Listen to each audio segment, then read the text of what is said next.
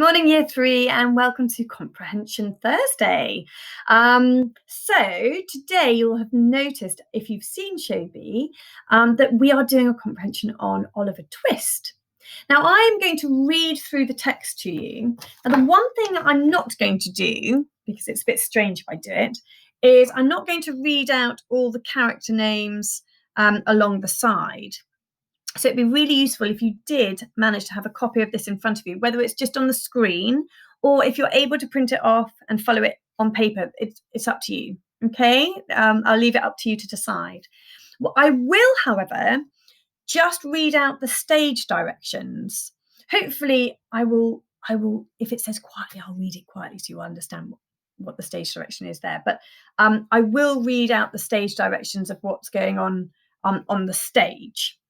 And I'm not going to say narrator, boy 1, boy 2, Oliver, etc., because it just breaks up the flow.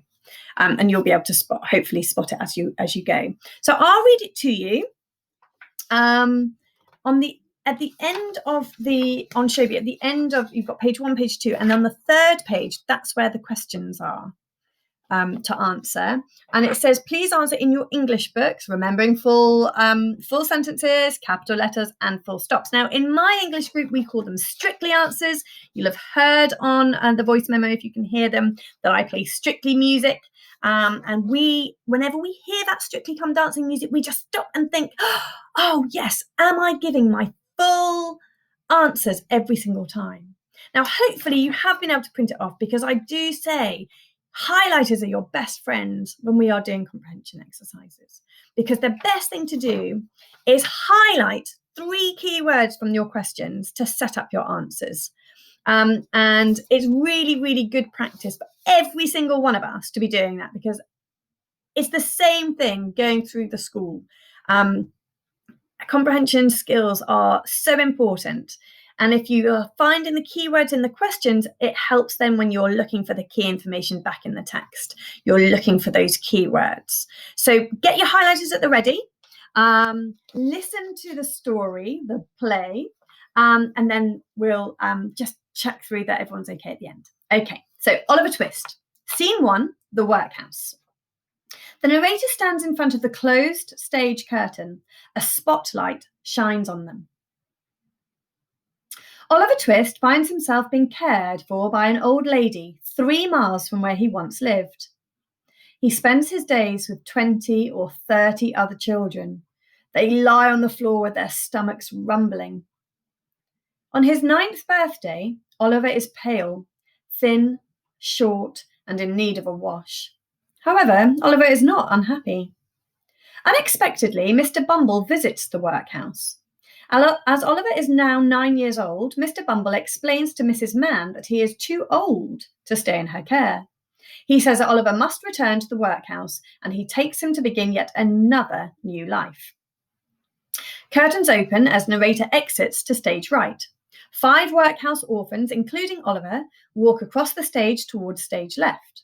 They're holding empty bowls. At stage left, the boys join the back of the queue in front of 2 women and the master. These people wear aprons and scoop sloppy food into each boy's bowl. I'm so hungry. If I don't have an extra spoonful of food today, I'm scared that I might eat the boy who sleeps next to me. One of us should say something. We should ask for more food. Not me.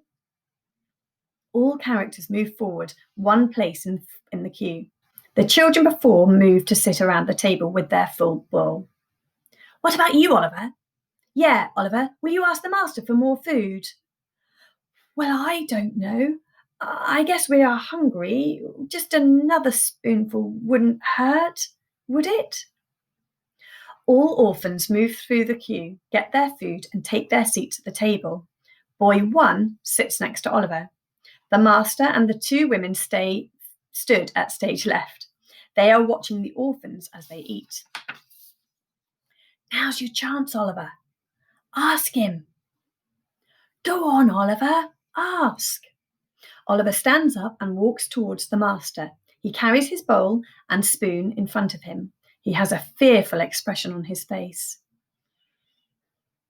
Please, sir, I want some more. What? Please, sir, I want some more. The master tries to hit Oliver round the head with the serving spoon, but Oliver ducks just in time. The master grabs Oliver by the arm. Mr. Bumble! Mr. Bumble and Mr. Limpkin enters quickly from stage right. Mr. Limpkins, I'm sorry, sir. Oliver Twist has asked for more. Orphans around the tables gasp. They look at each other with shocked faces. For more? He turns to Mr. Bumble. Mr. Bumble, answer me clearly.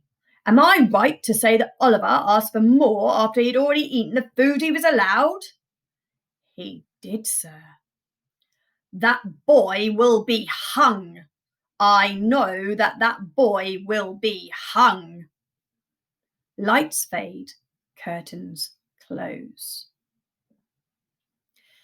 So that's the scene in the workhouse with Oliver Twist, with one of probably the most famous lines of all times, please, sir, I want some more. So now you can watch that again if you need to go through the story again, or you can just keep reading it and reading and rereading, because that's what we say all the time with a comprehension. You can't just read it once, can you? You can't possibly remember everything once. We're not able to do that. Our brains just can't hold on to all that information.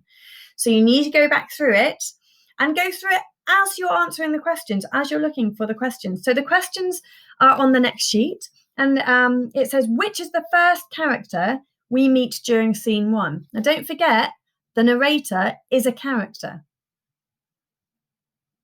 Big clue. Okay. And then it says, who rushes onto the stage when the master calls? Oh, I put another big clue there. Mrs. Crowson's giving it all away today. It says there may be more than one character. So it carries on like that. Number 3 is sequence the events in the order as they happen in the stage directions. So you need to look through the stage directions. Here they are, but you need to reorder those in the order that they happened. Okay, so you need to write them out in the correct order. Then down here, connect the character to what they said. So at the moment, they're in the wrong order. So boy 2, what did he say? You need to write boy 2, and then you choose which one he actually said. Etc. They lie on the floor with their stomachs rumbling. What does this sentence imply? The word imply. What does it mean? The word imply means mean. So what does this sentence mean about the children? One of us should say something. We should ask for more food. According to the stage directions, how should boy say this line? So you need to look for when he said it. How does the stage direction tell him he should say it? Explain why Oliver was no longer able to live with Mrs. Mann. That was right back at the beginning, remember? And at the end of the scene, what is meant to happen to the curtains? You need to look back at the end. There's 8 questions, which doesn't sound like a lot, but you remember you've got to do them properly, using full sentences, capital letters, full stops, using words from the questions to set up your answers, and go from there.